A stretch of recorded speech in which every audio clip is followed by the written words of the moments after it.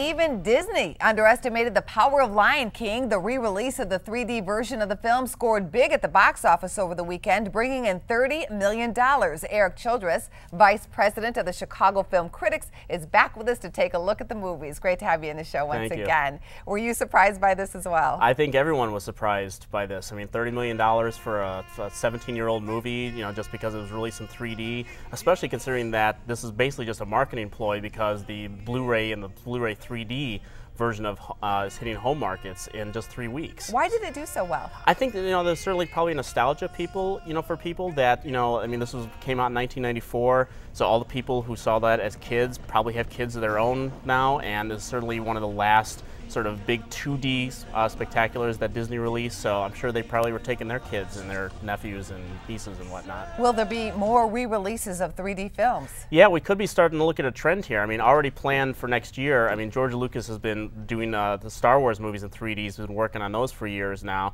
The Phantom Menace is coming out in 3D next February, and then James Cameron is releasing Titanic in 3D next April. And not missing a beat, Disney is moving forward with plans to move Avatar into its theme parks. Yeah. What do you make of that? I don't know. I hope it's not as cliched as a movie. I mean, I'm sure it'll go up and down and be very blue or whatnot, but I mean, obviously it's the biggest movie of all time, so why not make a ride out of it, I guess.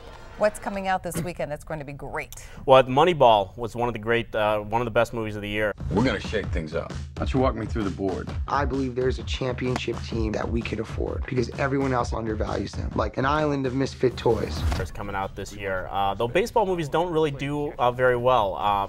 They did some decent movies over the year, but A League of Their Own is actually the most successful baseball movie. Is it really? It is, actually. So I'm anticipating this is going to open pretty well, probably #1, and maybe coast until about $60 million, but there could be some awards buzz coming off of it as well. And I know you're just back from the Toronto Film Festival. Anything that you love there, or anything we should be watching for, anything maybe even Oscar-worthy? There are definitely some great movies that came out of Toronto, not a whole lot, but for this particular Oscar season, it's kind of a non-starter. We don't have sort of a King's Speech that we did that came out of Toronto last year that then sort of, overtook the awards ceremony. A couple movies that probably play a factor in the awards, but not a whole lot of them. All right, thank you very much. Erik Childress, he's Vice President of the Chicago Film Critics Association.